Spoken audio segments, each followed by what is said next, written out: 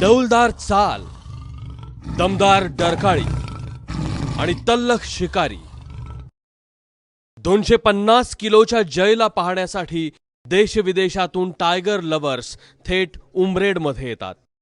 पण आशिया खंडातला हा सर्वात मोठा शिकारी 3 महिन्यांपासून बेपत्ता आहे.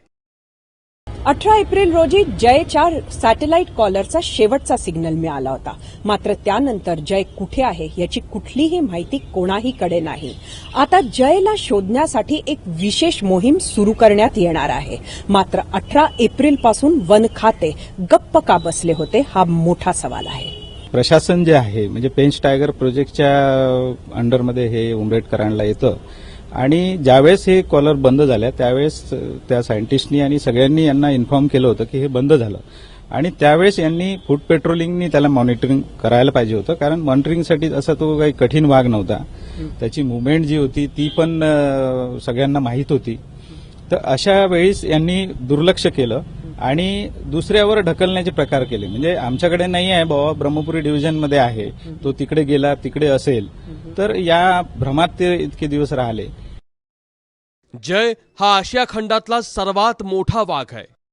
ताडोबाच्या अभयारण्यातला जय उमरेडला आला त्यासाठी जयनं 100 किलोमीटरचं अंतर पार केलं. प्रवासादरम्यान नद्या आणि महामार्गही ओलांडले. जय आल्यानंच उमरेड हे अभयारण्य घोषित झालं. उमरेडमध्ये जयने निर्विवाद वर्चस्व प्रस्थापित केलं आणि 2.5 वर्षात 7 नर आणि 2 मादांना जन्म दिला. इतका शानदार वाघ बेपत्ता झाल्यानं जयची चिंता वाढू लागलीय. कारण याआधीही उमरेडमध्ये शिकारीच्या घटना समोर आल्या आहेत.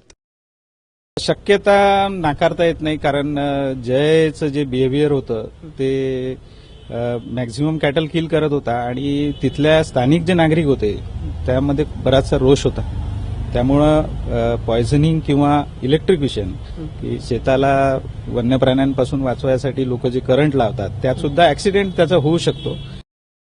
व्याघ्र मोहिमेसाठी माणसातले ब्रँड शोधले जात आहेत, पण खरे ब्रँड जंगलात असताना त्यांच्याकडे मात्र दुर्लक्ष होतंय ही चिंतेची बाब आहे. सरिता कौशिकसह ब्युरो रिपोर्ट, ABP माझा.